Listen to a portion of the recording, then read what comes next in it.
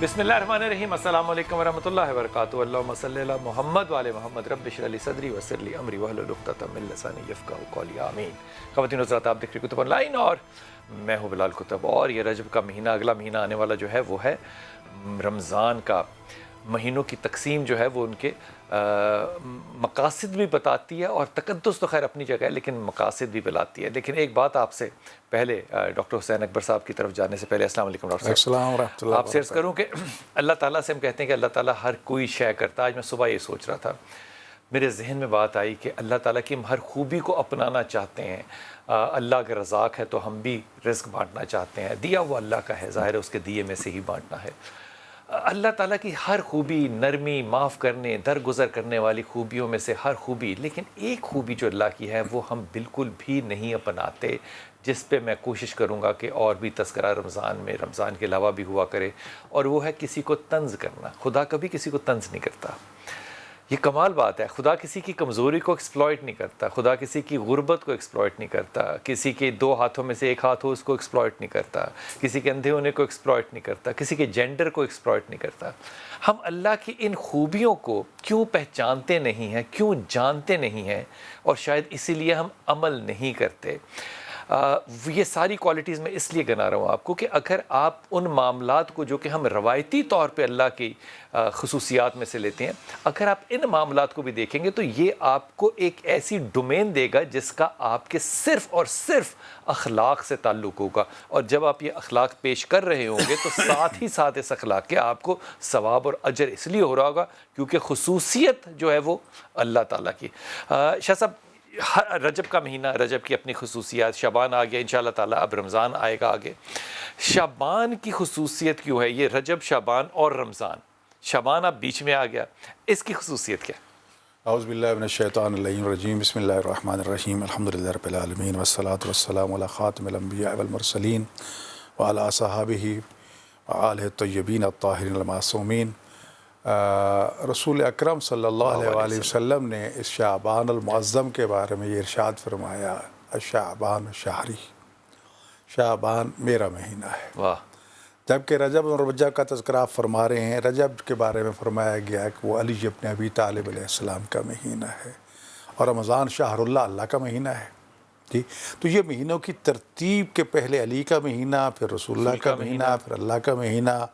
اگر ہم اس حدیث کو لیں کہ انا مدینۃ العلم و علی بابها، انا مدینۃ الحکمت، تو دروازے سے ہم داخل ہوئے، دروازے سے داخل ہوئے، شہر میں پہنچے، اور جب رسول اللہ تک پہنچ گئے تو خدا تک پہنچ گئے۔ اللہ، واہ واہ! جی، دوسری بات یہ ہے کہ شعبان المعظم جو ہے، اس کو اللہ کے نبی نے اپنا مہینہ کہا، سمجھ نہیں آتی۔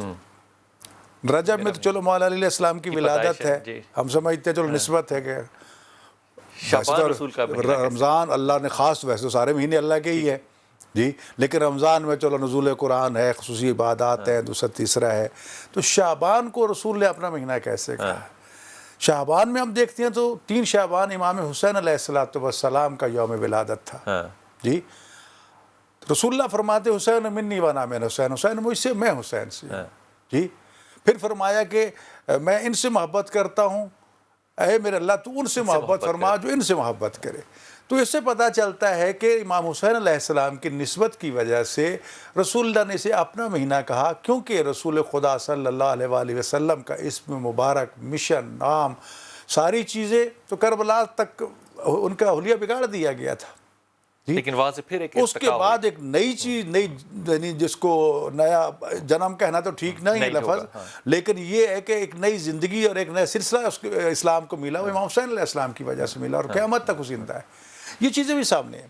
دیکھنا اس وقت یہ ہے کہ شعبان جو ہے، اس کا ایک اور پہلو جو قابل توجہ ہے، ہر مہینے میں کوئی نہ کوئی اہل بیت اطہار کے لیے یوم غم ہے، لیکن واحد شعبان المعظم ہے جس میں اہل بیت اطہار خانوادہ رسالت کے لیے کوئی یوم غم نہیں ہے۔ کیا بات ہے جی۔ اور ایک چیز میں عرض کرنا چاہتا ہوں، امام جعفر صادق علیہ السلام کا فرمان ہے کہ ہمارا ماننے والا، ہمارا محب وہ ہے کہ جو ہماری خوشی میں خوش ہو اور ہمارے غم میں غمگین ہو جی۔ اب بہت بڑا ایک یعنی زندہ مثال اس وقت ہمارے سامنے ہے کہ پشاور میں بہت بڑا سانحہ ہوتا ہے، کتنے لوگ نماز جمعہ پڑھتے ہوئے شہید ہو جاتے ہیں، کتنے گھرانوں میں صف عذاب بچھی ہے، لیکن اسی مسجد میں جہاں سے ویپروں کے ساتھ شہداء کا خون نکالا گیا، کل پرسوں سے وہاں وہی امام حسین کا جشن منایا جا رہا ہے، مولا غازی کی ولادت کا جشن منایا جا رہا ہے. یعنی یہ تاثر دیا جا رہا ہے کہ ہم امام حسین کے مشن کو، یہ امام صادق علیہ السلام کے فرمان کو نہیں چھوڑ سکتے. کیا بات ہے. تو لہٰذا اسی مسجد میں جہاں لاشیں گرے، جہاں خون تھا، وہاں پر کل رات بھی جشن تھا، پرسوں بھی جشن تھا. یعنی اپنا غم بلا دیا، کیونکہ آل محمد کے ہاں خوشی ہے، اس لیے خوشی کے ساتھ خوشی اور غم کے ساتھ غم. اور یہی بات ہے کہ وہ خوشی کے ساتھ خوشی اور غم کے ساتھ غم. نبی جب کہتے ہیں کہ یہ میرا خون، یہ میرا نفس ہے، تو پھر ظاہر ہے یہ محبت اگر نبی کی ہوگی آپ کے دلوں میں تو یہ اگلا قدم اٹھائیں گے. جی فیفا السلام علیکم بیٹا. جی وعلیکم السلام. جی میرا پتر. جی میں لاہور سے بات کر رہی ہوں. جی مجھے ڈیورس ہو گئی ہے. اچھا. 2 سال ہوئے ہیں.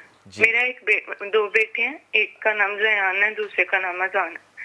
ایک اپنے بابا کے پاس ہے اور ایک میرے پاس ہے. ایکچولی میں نے بات کرنی تھی کہ مجھے 2 سال ہو گئے ہیں، مجھے سکون نہیں ملتا، میرا ضمیر مجھے بہت سارا. کہاں سے بات کر رہی ہیں بیٹا؟ جی لاہور سے بات کر رہی ہوں. کس جگہ سے؟ لاہور سے؟ لاہور گڑی شاہ سے. گڑی شاہ سے. گڑی شاہ سے کیونکہ میرا بڑا پرانا تعلق اور واسطہ ہے، میں نے آپ کی زبان سے ظاہر سمجھا ہے کہ آپ شہر کی رہنے والی ہیں. یہ بتائیے کہ دونوں بچے آپ نے شوہر کو کیوں نہیں دیے؟ پوچھ رہا ہوں صرف. بھائی اکٹھے ہوتے ہیں؟ کیونکہ میں آگے شادی نہیں کروں. جی چھوٹا بیٹا میرے پاس ہے، وہ نہیں دینا چاہتی. کیوں؟ کیونکہ اس کے بغیر رہ نہیں سکتی. تو بڑا بھائی کیا کرے گا؟ بڑا بھائی اپنے بابا کے پاس ہے، اس نے دوسری شادی کر لی ہے. وہ تیسری کرے، چوتھی کرے، مجھے اس سے کوئی غرض نہیں ہے. میں تو حدیث بخاری آپ کو ہدیہ کرنا چاہتا ہوں چھوٹی بہن سمجھ کے. اللہ کے رسول کہتے ہیں کہ اولاد اس کی ہے جس کے بستر پہ پیدا ہوئی. جی میں قانون کی بات نہیں کر رہا، میں پاکستان کے میں کسی قانون کی بات نہیں کر رہا، میں صرف اللہ کے رسول کی، اللہ کے قانون کی بات. بچے اس کے ہیں. اب یہ ڈیورس جو ہے وہ آپ کے اور آپ کے شوہر کے درمیان اختلاف ہے. بچوں کا بٹوارا کیوں کیا؟ یا آپ لے لیتی یا دے دیتی. یہ بہتر بات نہیں تھی فیفا؟ جی. اور پھر آگے یہ بھی ہے نا کہ آپ کے شوہر نے شادی کر لی ہے، تو آپ جوان بچی ہیں، آپ باقی زندگی کیسے گزاریں گی؟ آپ کیا کرنا چاہتی ہیں آگے؟ شادی کرنا چاہتی ہیں؟ آپ کو بھی جب رسول اللہ نے اور شریعت نے حکم دیا ہے تو آپ بیٹے یہ سوچیں کہ یہ بڑی لمبی زندگی گزارنا جیسے جیسے وقت گزرے گا آپ کے لیے مشکل ہوتا جائے گا. ٹھیک ہے وہ فیصلہ ہوا، ایک ناگوار فیصلہ ہے، سلسلہ ہے، لیکن اپنا فیوچر بھی سوچیں کہ ایک بچے کی خاطر آپ قربانی دے رہی ہیں. آج نہیں تو 12 سال کی عمر میں تو اسے پھر بھی قانونی طور پر واپس دینا ہی دینا ہے آپ نے. تو بہتر یہی ہے کہ آپ شادی کریں اور اپنی نئی زندگی کا آغاز کریں. وہ مخلوق خدا ہے، انشاءاللہ اس کو اللہ پال دے گا. ملاقات ہوتی رہے گی بیٹے سے. آپ کے بیٹے ہیں، آپ کے بچے ہیں، جس طرح اس کو دور سے دیکھ کے گزارا کر لیتی ہیں یا مل لیتی ہیں، اس سے بھی ہو جائے گا سلسلہ. 12 سال بعد وہ باپ دوبارہ مانگ سکتا ہے بیٹا، آپ کو پتہ ہے نا اس بات کا؟ جی. تو عفیفہ مجھے اچھا چلیں، یہ تو ایک سبق ہے، اس پہ تمہاری رائے جو بھی ہو وہ تم جانو، تمہارا اللہ جانے. ڈیورس کیوں ہوئی مجھے بتا سکتی ہو؟ ایک جملے میں، صرف ایک جملہ. جی سمجھ نہیں آئی، باہر آئیے کہیں، سگنل کٹ رہا ہے آپ کا. میری بہت سی غلطیاں تھیں. آپ کی بہت سی غلطیاں تھیں؟ جی. یہ غلطی کا احساس ہوتا ہے، بچوں کو جدا نہیں کرتے بیٹا. جی. یہ بھی غلطی ہے. اگلی شادی کرنے سے پہلے کرنا چاہتی ہو آپ شادی فیفا؟ اور نہیں، آگے شادی نہیں کرنا چاہتی. بچوں کے لیے زیان بیٹا نہیں دے سکتی. نہیں، کس کو بیٹا دینا؟ شادی کرنے ہوگی تو بیٹا کیوں دو گی؟ مجھے میرا پاسٹ نہیں بھولتا. کیا چیز بیٹا؟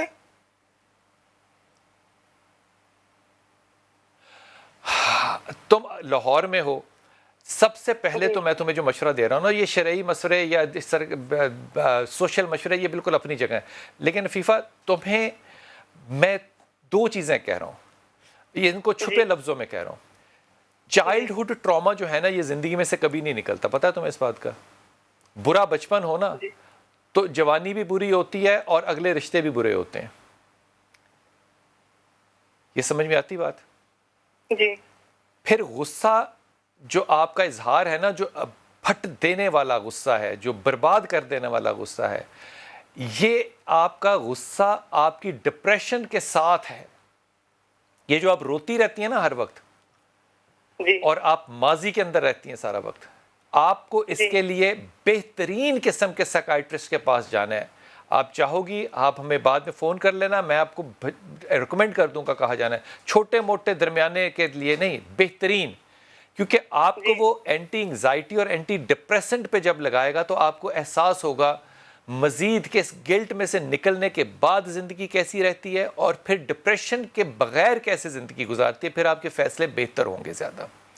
اگر آپ یہ کہیں کہ سائیکائٹرسٹ کے پاس نہیں جانا تو پھر ان چیزوں کا بہت لمبا عرصہ چلے گا, پھر معاملہ جو ہے وہ گڑبڑ ہوگا. اس لیے سب سے پہلے تو سائیکائٹرسٹ کے پاس جانا ہے. دوسری چیز یہ کہ آپ نے 2 تسبیحات پڑھنی ہے اور پڑھتے رہنا ہے فیفا, ایک آیت کریمہ کو اور ایک لا حول ولا قوت الا باللہ کو. یہ 2 تسبیحاں پڑھتے رہنا. میڈیکیشن لے رہی ہو نہیں لے رہی ہو لینی چاہیے, لیکن ان تسبیحوں کے بغیر حالات نہیں ہے. جب اچھے حالات ہو جائے تو میرا ذاتی تو میرا مشورہ یہ ہے کہ بچوں کو اکٹھا کرنا چاہیے. یہ جو ماں باپ اپنے بکھیرے میں بچے جدا کر دیتے ہیں, میں اس بات کو شدت ہے, میں کیا کہوں, میں بہت اس معاملے میں میں رائے رکھتا ہوں, اس معاملے میں نہیں کرنا چاہیے. جب حدیث موجود ہو تو پھر اپنی رائے اپنی لیے کہ میں جوانی اپنی بڑھاپا اپنا ایک بیٹے کے بہو اچھی نہ آئی, خدا نہ خواستہ خدا نہ خواستہ خدا نہ خواستہ, پھر کہاں جاؤ گی. اس لیے اپنی زندگی کے بارے میں بھی سوچو اور بچوں کو اکٹھا کرنے کے بارے میں بھی سوچو. جو باپ ایک بچے کو رکھ رہا ہے وہ 2 کو بھی رکھ لے گا. آپ صرف یہ شرط رکھ لینا کہ میں نے اپنے بچوں کے ساتھ ملاقات رکھنی ہے. ملاقات مت چھوڑنا.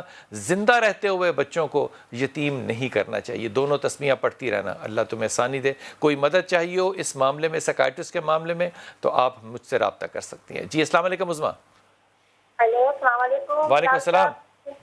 یہ آپ کا پروگرام بہت ہی زبردست ہوتا ہے, مجھے بہت دلی خوشی ہے. مولا آپ کو پروردگار بہت زیادہ اور زیادہ علم میں اضافہ کرے. آمین ثم آمین. سلامت رہیے بیٹا. عظمیٰ حکم کیجیے بیٹا. جی نہیں حکم کیا, آپ ہمارے بڑے ہیں. بس یہ ہے تھوڑا سا میرا اپنا ہے 5 منٹ کا بات اور 5 میری بیٹی کے لیے. میرے اپنے لیے یہ ہے کہ میں رات میں ایسے مجھے محسوس ہوتا ہے جیسے پوری رات میں عبادت کر رہی ہوں, قرآن پڑھ رہی ہوں, نماز پڑھ رہی ہوں, دعائیں پڑھ رہی ہوں, ٹھیک ہے, اور میں پڑھتی بھی ہوں لیکن پوری رات تو نہیں پڑھتی. تو دوسرا یہ ہے کہ مجھے 2-3 دن بعد کوئی خواب آ جاتے ہیں. وہ جو خواب آتے ہیں وہ 2-4 دن بعد شباہت دوسری ہوتی ہے مگر وہ پورے ہی ہو جاتے ہیں. تو یہ پریشانی ہے مجھے. اچھے بھی ہوتے ہیں برے بھی ہوتے ہیں. جاتوں کا دیکھ رہی ہوں, میں جاتے کر کے بھی آئی ہوں, اور کیا کہتے ہیں 2-3 سال پہلے کی بات ہے. اور کل میں نے اپنے بچے کو دیکھا, بہت غلط میں دیکھا ہے چھوٹے بیٹے کو. تو بس میں پریشان ہو رہی ہوں کہ میرے ساتھ ہو کیا رہا ہے. تو اس کے لیے کچھ کریں کہ کوئی مجھے وظیفہ یا دعائیں دے. بہت میں پڑھتی ہوں, بہت زیادہ میں پڑھتی ہوں. اچھا میں تمہیں نا علامہ صاحب کی طرف دیکھے بغیر نا تمہیں میں مشورہ دوں گا. یہ جو راتوں کو جاگ جاگ کے عبادت کرنے والی بات ہے نا, اس کو مزید کم کر دو. اور یہاں پہ میں تمہیں جو روایت دے رہا ہوں وہ بھی بخاری شریف کی ہے. یہ راتوں کو جاگنا جو ہے نا, یہ انگزائٹی کا ایشو ہے. اللہ کے رسول نے صلی اللہ علیہ وسلم نے بہت جید صحابی کو کہا تھا کہ اس کو کم کرو, اس کو کم کرو. باقی چیزوں کے بھی حق ہے, تمہاری بیوی پہ, اولاد پہ, تمہارے جسم پہ. تہجد پڑھتی ہو ضرور پڑھو, لیکن رات کو سونا ہے. نبی پاک صلی اللہ علیہ وسلم کی یہ سنت ہے, بالکل سنت ہے. تہجد کے لیے اٹھو, ضرور اٹھو. فجر کے لیے اٹھنا ہے, ضرور اٹھنا ہے. جلدی سونا ہے, ضرور سونا ہے. عشاء پڑھ کے فوراً سو جایا کرو. جب تک تم اپنی نیند پوری نہیں کرو گی, کم از کم 8 گھنٹے کی ڈیلی, اس انگزائٹی ڈس آرڈر سے نہیں نکل سکو گی. یہ انگزائٹی ڈس آرڈر جو ہے یہ ٹریگر کرتا ہے جسے کہتے ہیں ایکسٹرا سینسری پرسیپشن. جب ESP ٹریگر ہو رہی ہو پھر یہ خوابوں کا سلسلہ بنے گا. اب اس کو کم کرنے کے لیے ایک تسبیح ہے, لا حول ولا قوت الا باللہ. اس کو پڑھتی رہو, خواب آنے بند ہو جائیں گے. صحیح غلط خوابوں کے اوپر میں اس وقت رائے نہیں دے رہا, لیکن اللہ کی حدیث ہے, اللہ کی حدیث ہے یہ, جسے حدیث قدسی کہتے ہیں. اللہ کہتا ہے مجھ سے جیسا گمان رکھو گے میں ویسا ہی آؤں گا. تو اللہ سے اچھا گمان رکھتے ہیں, خوابوں پہ گمان نہیں کرتے, اللہ پہ گمان کرتے ہیں. اپنے لیے تم نے ایک ہی تسبیح پڑھنی ہے, آیت کریمہ, اور دوسری لا حول ولا قوت الا باللہ. اگلی بات, اگلی یہ کہ بیٹی ہے میری, وہ اپنے آپ سے باتیں کرتی ہے. نام سیدہ مہا زہرا. ماہ زہرا. اپنے کتنی عمر ہے؟ 19 سال میں. اچھا اور بتاؤ کوئی اپنے ساتھ باتیں کرتی ہے اور بس اپنے ساتھ باتیں کرتی ہے. کبھی تو ہم لوگ سے بہت ہی اچھی طرح بات کرے گی, ہنسے گی, بولے گی. ہاں. کبھی کوئی چیز کے رشتے آتے ہیں تو میں کہتی ہوں کہ رشتے آتے ہیں, اللہ کرے کوئی نصیب اچھے ہو, دعا مانگا اچھا کرے. دوسری بات ذرا سوچ کے تم نے بتانا ہے مجھے سعیدہ کے بارے میں. یہ بتاؤ کہ اپنے ساتھ بات کرنے کے علاوہ کبھی کوئی کمپلینٹ آتا ہے آوازیں آنے کا یا زیادہ وقت تنہائی میں بیٹھنے کا, کوئی اس طرح کے سمٹمز ہیں؟ نہیں, بس وہ عالمی کا بھی نجف سے کورس کر رہی ہیں, تعلیم کا نا, عالمی دین کا نا, ہاں. وہ کورس کر رہی ہیں. وہ رات میں 2 بجے تک کلاس ہوتی ہے, میں ان کے ساتھ ہی بیٹھی رہتی ہوں. ہوتی تو وہ ذاکرہ ہیں ساری, قرآن سننا, یہ سب حدیثیں وغیرہ یہ کرتی ہیں. ماشاءاللہ مجلس سے درس دے رہی ہے, بہت اچھا اس کو شہرت بھی مل رہی ہے ماشاءاللہ, بہت لوگ داد بھی دے رہے ہیں. تو بس یہ سلسلہ رہتا ہے. اور کبھی تو وہ اتنی کھڑی آتی ہے جیسے یہ کپڑے سے باہر آ نجف جانا. کے کون سے مدرسے سے کر رہی ہے جو رات کو آن لائن 12 بجے کلاس ہوتی ہے؟ وہاں 12 بجے ہوں گے نا, تمہارے 2 بجے ہیں. نجف سے کوئی ہے, آن لائن کلاسیں ہوتی ہیں تو وہ ان کے نا وہ چلتے ہیں, PDF چلتے ہیں, تو وہ ان کو یہ یاد کرتے ہیں, پھر وہ حاضری لگا کے اس کے بعد یہ پیپر تیار کر کے تو ان کو دیتے ہیں. تو پھر کلاسیں اٹینڈ ہوتی ہے. سارا دن میں جو مرضی لے لیں. تو اس کی دوپہر کی 4 سے 5 بجے کلاس ہوتی ہے ذاکری کی, وہ کراچی سے کر رہی ہیں آن لائن. وہ میری بہن ہی کروا رہی ہے, اس کی مدرسے کی کلاس ہوتی ہے.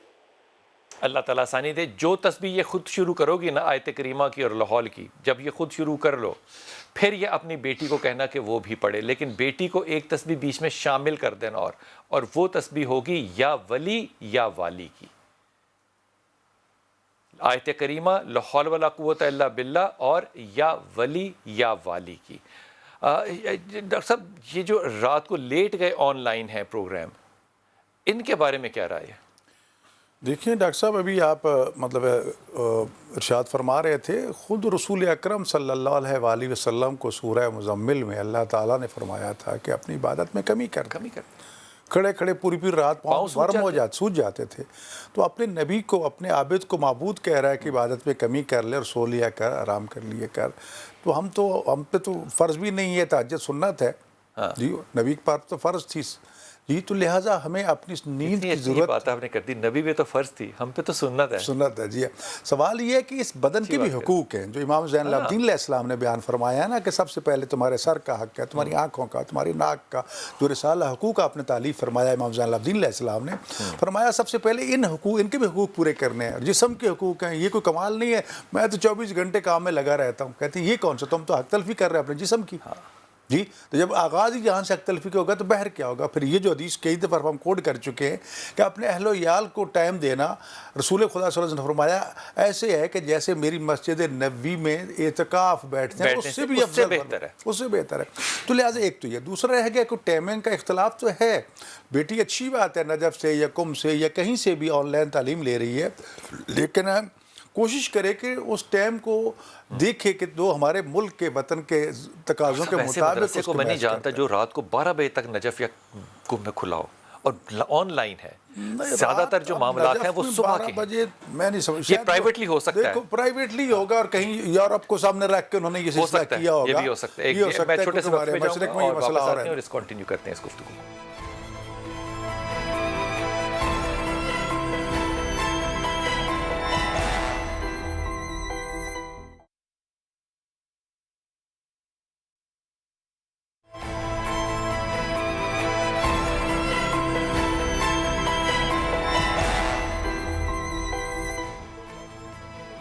بسم اللہ الرحمن الرحیم. ہمارے ساتھ ایک بچی کالر ہے ہمارے ساتھ. جی السلام علیکم بیٹا. جی مسز علی. ہیلو السلام علیکم. جی وعلیکم السلام. میں مسز علی کراچی سے بات کر رہی ہوں. بلال بھائی کیسے ہیں آپ؟ جی اللہ کا شکر. جی بلال بھائی, میرا مسئلہ یہ ہے کہ میرا ایک بیٹا ہے نا, اور وہ میٹرک میں بہت اچھے نمبر سے, بہت ذہین, بہت اچھا بچہ تھا, مگر وہ فرسٹ ایئر میں جب آیا ہے یعنی 2020 کے. نام کیا بیٹے کا؟ کہ اس کا ذہن بالکل پڑھائی کی طرف سے. نام کیا بیٹے کا؟ اس کے علاوہ یہ مسئلہ ہوا کہ ہر بات میں اتنا ہائپر ہونے لگا ہے کہ اگر اسے کسی چیز کے بعد, اب ہم جتنا چاہتے ہیں کہ وہ پڑھائی کی طرف آئے, وہ اتنا ہی اس سے نا اس کا دل اچاٹا. نام کیا ہے بیٹے کا؟ ہم چاہتے ہیں, اب جتنا ہم اس کو سمجھا رہے ہیں, جتنا ہم اسے بتا رہے ہیں, وہ اتنا ہائپر. آپ کو میری آواز آ رہی ہے؟ درد رہنے لگا ہے. عجیب یعنی اس کی الگ ہی کنڈیشن ہو گئی ہے نا, کچھ سمجھ میں نہیں آ رہا. میری آواز نہیں جا رہی. آپ مسز علی آپ دوبارہ کال کیجئے, آپ کو میری آواز نہیں جا رہی. جی آپ کو آواز آ رہی ہے؟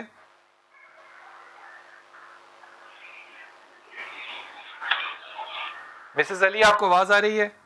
جی مجھے آ رہی ہے آپ کی آواز. آپ مجھے اپنے بیٹے کا نام بتائیے گا. محمد منتظر. محمد منتظر. منتظر. منتظر کے والد کا کیا نام ہے؟ سید علی اختر. اچھا یہ فرمائیے کہ آپ کے خیال میں اس کی اس کیا میں کہوں اس کی نئی عادت کا کیا مقصد ہے، کیا وجہ ہے؟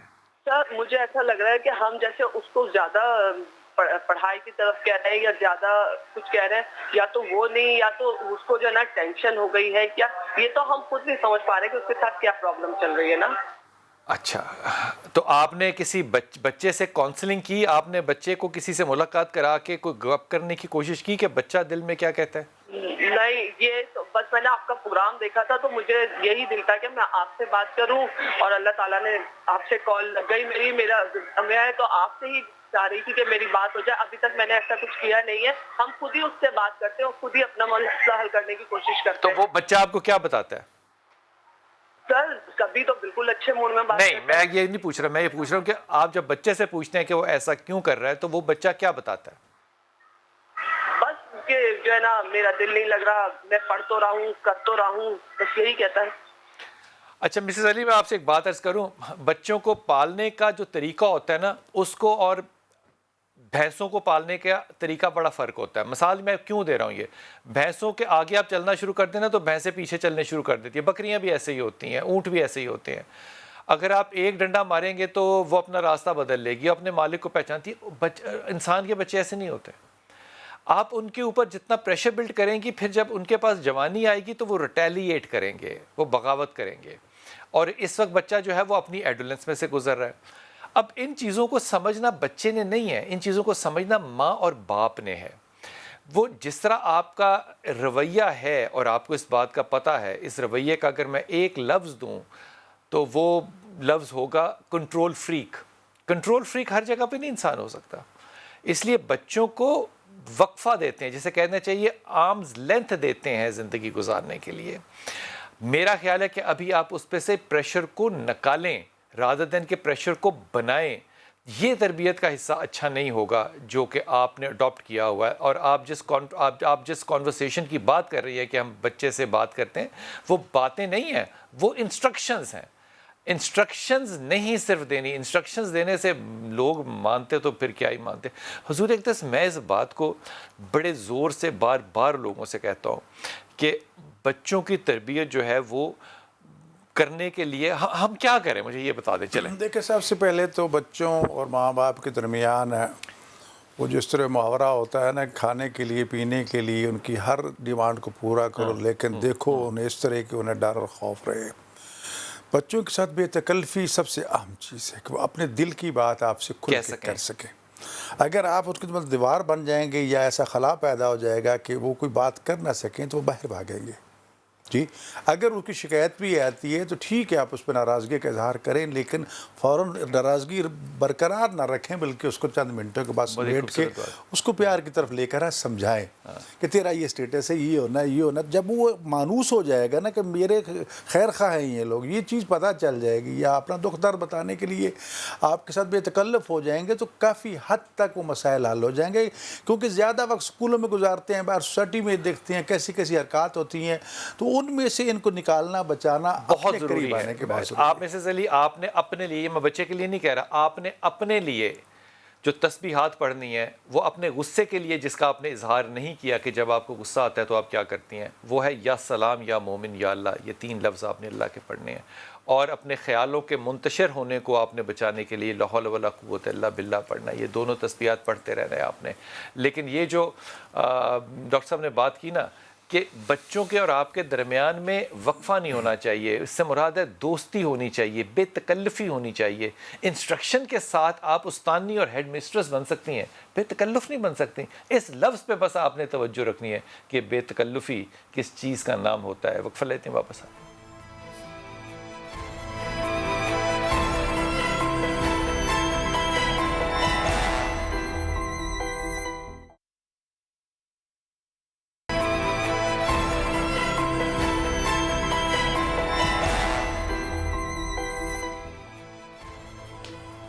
بسم اللہ الرحمن الرحیم. معاملہ جو ہے وہ گفتگو ہو رہی ہے شعبان پہ. شعبان کی آپ تعریف یہ بتا رہے ہیں کہ یہ رسول پاک صلی اللہ علیہ وسلم کا مہینہ ہے اور آپ نے محبت امام میں اس کو اپنا مہینہ کہا.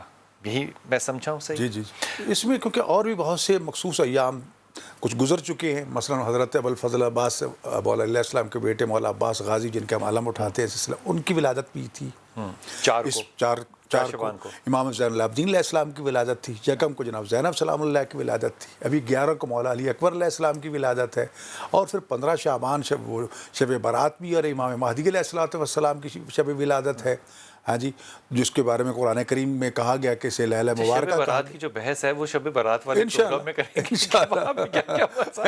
لیکن میں بتانا چاہتا ہوں کہ یہ چیزیں اسی کے آخری جمعہ میں، شعبان الموضوع کے آخری جمعہ میں رسول خدا صلی اللہ علیہ وسلم نے ایک خطبہ دیا تھا رمضان کے حوالے سے. اسی خطبہ شعبانیہ کہا جاتا ہے. یعنی آپ نے گویا کہ رمضان کا پورا ایک چارٹر دے دیا تھا کہ رمضان میں کیسے گزارنا ہے اس کو. وہ بھی انشاءاللہ آخری جمعہ میں بات کریں گے. تو کہنے کا مقصد یہ ہے کیونکہ یہ رمضان شعبان المعظم جو خیرات و برکات کا، کوشش کریں ہو سکے تو اس میں روزے رکھنا سنت مؤکدہ ہے. ہر روز روزے رکھیں. اور پھر اس کی عبادات بھی خاص ہے. اور خاص طور پر یہ ایام کیونکہ خوشیوں کے ایام ہیں اور خوشی کے موقع پہ چیزیں بانٹی جاتی ہیں، تقسیم کی جاتی ہیں. تو میں سمجھتا ہوں اس وقت جو کچھ مانگنا ہے ان موالید، یہ جو اس مہینے میں ہستیاں تشریف لائی ہیں، ان کو وسیلہ بنا کے ہم رسول اللہ کی خدمت مبارکباد پیش کریں. تیرے بیٹے تیری بیٹیاں یہ سارے دنیا میں آئے ہیں. اس حوالے سے تیرے دروازے پر جبرائیل فطرت کو لے کے آ سکتا ہے تو ہم گناہ گار بھی چلے جائیں تو کیا ہو سکتا ہے. تو لہٰذا اپنی مشکلات کے لیے اس مہینے کو نعمت سمجھے بے شک. اور اس سے بڑی نعمت آگے پھر رمضان برکات خیرات مغفرت کا مہینہ آ رہا ہے تو اس کے لیے تیاری شروع کر دے. تو اس میں دیکھو اگر ہم توجہ اللہ ہوگی، ہم یہ ہمارے مسائل اپنے پیدا کرتا ہے. خدا نے خود کہا ہے زمین و باہر و بر میں فساد ہمارا انسانوں کا پیدا کیا ہوا ہے. تو لہٰذا خدا را اپنے آپ کو اللہ سے جوڑنے کی کوشش کرو، اہل بیت سے جوڑنے کی کوشش کرو. جب جتنا عقیدہ توحید پختہ ہوگا نا ہمارا، خدا کی قسم ہمارے مسائل ختم ہوتے جائیں انشاءاللہ تعالیٰ. تو ایک دوست نے ہمارے کہا کہ نماز، یہ جو رمضان ہے یہ بالکل ایسے ہے کہ جیسے آپ نے جب نماز ادا کرنی ہے تو پہلے آپ کو وضو کرنا ہے. وضو کے بغیر نماز نہیں ہو سکتی. پھر آپ نے وضو کر لیا اور نیت نماز نہ کی ہو تو نیت بھی آپ نے نماز کی کرنی ہے. پھر اسی لیے اللہ جو ہے وہ کس طرح آپ کی تیاری کر کے آپ کو اپنے مہینے تک لے کر جاتے ہیں. سبحان اللہ. جی السلام علیکم نور. وعلیکم السلام. جی اللہ کا شکر ہے بیٹے. بلال جی، میں نے نا آپ سے اپنے رشتے کے بارے میں پوچھنا تھا کہ رشتے آتے بھی ہیں ہمارے گھر، جب دیکھنا ہے وہ بہت مطمئن ہو کے جاتے ہیں. اچھا. لیکن بعد میں کوئی رسپانس نہیں ہوتا، تو اس وجہ سے میں بہت پریشان ہوں. ماما بابا بھی بہت پریشان ہے. نور، آپ کے ماں باپ کا کیا نام ہے؟ میری والدہ کا نام ہے شازیہ اور میرے بابا کا نام ہے محمد کیسر. آپ کی کتنی عمر ہے نور؟ میری 23 سال کی ہوں میں، اور اب اس سال میں 24 کی ہو جاؤں گی. تو تمہیں نہیں لگتا کہ ابھی بہت ارلی ایج میں تم پریشان ہو گئی ہو؟ نہیں، وہ دراصل بابا ماما بابا بہت پریشان ہے رشتے کے لیے نا. تو اگر تم اس دنیا میں نہ ہوتی، مثال دے رہا ہوں، تو ماما بابا تو بےچارے پھر بھی پریشان ہی ہیں. تمہاری وجہ سے تھوڑی پریشان ہے، وہ تو جنرلی پریشان ہے نا. وہ بس کہتے ہیں کہ میرا فرض ہے میں ادا کر دوں. ہاں تو فرض، وہ خدا کا نام ہے، مطلب کوئی کام کی بات کریں. بچوں کے اوپر شادیوں کے پریشر ڈالنا یہ کون سا کوئی فرض ہے؟ اچھی بات ہے شادی کرنا. میں ارلی ایج کی شادی میں زیادہ میرا خیال ہے کہ ہونی چاہیے، لیکن یہ پریشر نہیں بلڈ ہو جاتا کہ دیکھیں جی وہ آتے ہیں تو وہ یہ ہوتا ہے. یہ اس طرح کی بدگمانیاں نہیں کرتے. لوگوں کے پاس اپنی چوائسیز ہیں نور، اور لوگ اپنی چوائسیز ایگزیکیوٹ کرتے ہیں. اگر کوئی اخلاق سے جھکتا ہے تو اس کا یہ مطلب نہیں ہے کہ وہ آپ کی بات بھی مانے. اخلاق کو بدگمانی نہیں سمجھتے. یہ بھی ایک بہت بڑا سبق ہے جو کہ ہمارے معاشرے میں لوگوں کو نہیں سیکھنا کہ اخلاق کو وہ کیوں کردار سمجھتے ہیں. لوگوں کی چوائسیز ہیں. اخلاق کے ساتھ اگر کوئی آ رہا ہے اور جا رہا ہے اور نہیں رسپونڈ کرتا تو اٹ از اوکے. اس میں کوئی ظلم نہیں ہوا. تم 2 تسبیحات پڑھو، ایک یا ولی یا والی کی، اور دوسری یا رحمان یا رحیم یا کریم.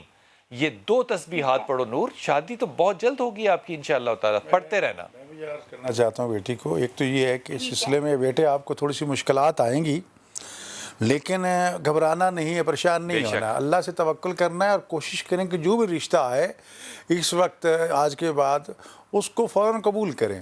اس میں آپ کی طرف سے کوئی ایسی سینگو پانگا نہیں ہونا چاہیے، نہیں ہونا چاہیے. آپ انشاءاللہ کریں, خدا آپ کے لیے آسانیاں پیدا کرے گا, راحت پیدا کرے گا, پریشان نہ ہوں تو یقیناً اس میں آپ کے لیے برکتیں ہوں گی. تھوڑا سا انتظار, مشکلیں پریشانیاں آئیں گی لیکن بہت جلد ختم ہو جائیں گی انشاءاللہ. آپ انشاءاللہ یہ عمل کریں جو ڈاکٹر صاحب نے آپ کو بتایا, تو انشاءاللہ اللہ آپ کے لیے آسانیاں پیدا کریں. انشاءاللہ. جی جی السلام علیکم تسلیم. وعلیکم. ہاں جی بھائی, میں نے نا اپنے بھائی کے بارے میں بات کرنی ہے. وہ نا اتنا قرضہ چڑھا, اس کا نام کیا ہے؟ کلیم. کلیم عباس. کلیم عباس نے جو قرضہ لیا ہے کس سے لیا ہے؟ لیا نہیں, بس وہ ٹول ایجنسی کا کام کرتا تھا, بس پتہ نہیں کیا کیا, ابھی تک ہمیں بھی نہیں پتا. اب دبئی رہ رہے 5 سال ہو گئے, کوئی مسئلہ نہیں حل ہو رہا, نہ ان کے پیسے اتر رہے. نہیں, ایک سیکنڈ ٹھہرو نا, اتنی جلدی نہیں. مجھے بتاؤ کہ کلیم نے قرضہ کس سے لیا, بینک سے یا لوگوں سے؟ لوگوں سے. اور اس کی وجہ کیا قرضہ لینے کی؟ صبر کرو, قرضہ لینے کی وجہ پتہ نہیں چلا. ابھی ہمیں وہ دبئی چلا گیا 5 سال سے, بچے یہاں ہیں, اتنی پریشان ہے, وہ بھی وہاں پریشان ہے, نہ کوئی قرضہ اتر ہے, نہ کوئی بات بن رہی ہے, نہ اس کا کام. اور بیٹا قرضہ اس نے دبئی میں لیا کہ پاکستان میں لیا ہے؟ پاکستان میں. قرضہ کیوں لیا؟ تم اس کا جواب نہیں دے رہی. پتہ نہیں, مجھے یہ اسی بات کا تو وہ خود بھی نہیں کرتا بات. اس کی بیگم سے پوچھو نا. وہ کیا نہیں بتاتا. وہ اس کی بیگم سے پوچھو نا کہ تمہارے میاں نے قرضہ کیوں لیا. اس کو بھی بیچاری کو نہیں پتا اتنا. بیوی کو نہ پتا ہو کہ شوہر کے پاس قرضہ ہے کہ نہیں ہے. واہ واہ واہ واہ واہ. نہیں بھائی, ذرا کچھ پڑھنے کے لیے بتا دیں, چلو اس کا مشکل آسان ہو جائے, چلو اپنا قرضہ بھی اتر جائے, گھر بھی آئے بچوں کے پاس, بس یہی چاہتے ہیں. میاں کو کہو, کلیم کو کہو کہ وہ سورہ اخلاص کی تلاوت کرے اور لا حول ولا قوت الا باللہ کی تلاوت کرے. اللہ تعالیٰ اس کے لیے آسانی کرے. میرے بیٹے کا اور میں تمہیں ایک مشورہ دے دوں پہلے کلیم کے چکر میں, یہ چکر نہیں دیتے, چیزوں کو چکر نہیں دیتے, ہاں بڑا ڈال کے مسئلے کو چھپاتے نہیں ہیں. اللہ کے ساتھ کوئی دھوکہ نہیں ہو سکتا. اللہ کے ساتھ کوئی دھوکہ نہیں ہو سکتا میری پیاری بہن. میں پھر کہہ رہا ہوں تمہیں, اللہ کو چکر نہیں کو دے سکتا. اللہ کہتا ہے میں زیادہ بڑا چکر دوں گا پھر تمہیں. نہ کریں ایسا. جو آپ کرتے ہیں, آپ اپنی غلطیوں کا اعتراف کریں, اس کے بعد دعا شروع کریں. یہ بات جو میں کہہ رہا ہوں نا, آپ سے درخواست کر کے کہہ رہا ہوں کہ یہ معاملات جو ہیں ان کو سلجھانے کے لیے یہ پتہ نہیں کر کے قرضہ لینا, یہ قرضہ کہ اپنی چادر آپ نے پھیلانی ہے اتنی جتنے پاؤں ہیں آپ کے. جب آپ زیادہ پھیلاتے ہیں تو پھر آپ کا اعتراض کیا؟ حضور اقدس اس بات پہ میں سختی سے رد عمل اگر کروں تو مناسب ہوگا یا نہیں؟ لوگوں سے آپ نے پیسے لے لیے, پیسے نہ دینے کے چکر میں آپ دبئی چلے جائیں. مطلب جس نے قرض دینا وہ چاہے شہید ہو. دیکھیں صاحب, قرض کا تو یہاں تک سختی ہے, یعنی اسلام میں احکام اس کی یہ ہے کہ میں کسی کا مقروض ہوں, میں نے کہا کہ فلان ٹائم آ جانا, میں آپ کا قرض لوٹا دوں گا. وہ اس ٹائم اگر وقت نماز میں مصلی پہ کھڑا ہوں تو نماز کو کیا کرنا ہے؟ میں نے ادھر اللہ اکبر کیا, نماز شروع کر دی. شریعت کہتی ہے نماز تیری باطل ہے جی, اس لیے کہ پہلے اس کا قرض ادا کرو یا اس سے اجازت مانگو کہ ذرا مہلت دے دو, میں نماز پڑھ لوں. ہم نے 100 رکعت کی نیت باندھ لینی ہے. تو ایسے تو نہیں ہے, قرضہ دینے سے کبھی معاف نہیں ہوگا. لوگ سمجھتے ہیں نا کہ شاید ہم ڈنڈے مار کے ادھر ادھر کر آ کے چلے جائیں گے. کوئی بات نہیں. مولا علی علیہ السلام کا یہ فرمان کہ آج کا دن ظالم کے لیے ٹھیک ہے, وہ کر لے ظلم جتنا کرنا ہے, کل یوم مظلوم ہے, پھر کیا کریں گے؟ جب سے مظلوم کا ہاتھ ہوگا, تمہارا گریبان ہوگا, کہاں جاؤ گے؟ یہی مال دنیا توق بنا کے تمہارے گلے میں ڈال دیا جائے گا, کیسے چھوڑو گے؟ تو خدا را کوشش کرو تھوڑا تھوڑا کر کے, جیسے بھی ہوتا ہے وسائل کے اندر رہتے ہوئے. یہ فوراً بھاگتے ہیں بینکوں سے, کروڑوں روپے قرضہ لے لیتے ہیں, پھر اس کے بعد پھر لوگوں سے قرضہ لے کے بھاگ جاتے ہیں. یار یہ کیسا رزق حرام تم کھا رہے ہو, جہنم بھر رہے ہو اپنے پیٹوں میں. خدا را ایسا مت کرو, رزق حلال کی طرف جائے اور تھوڑے پہ قناعت کریں. آمین. اور خاص طور پہ پاکستان کے لیے دعا کیجیے گا کہ پاکستان کو اللہ تعالیٰ استقامت دے. آمین ثم آمین یا رب العالمین. اپنی دعا میں یاد رکھیے گا, انشاءاللہ تعالیٰ کل ملاقات ہوگی اور آپ کی کالز کے ساتھ گفتگو ہوگی.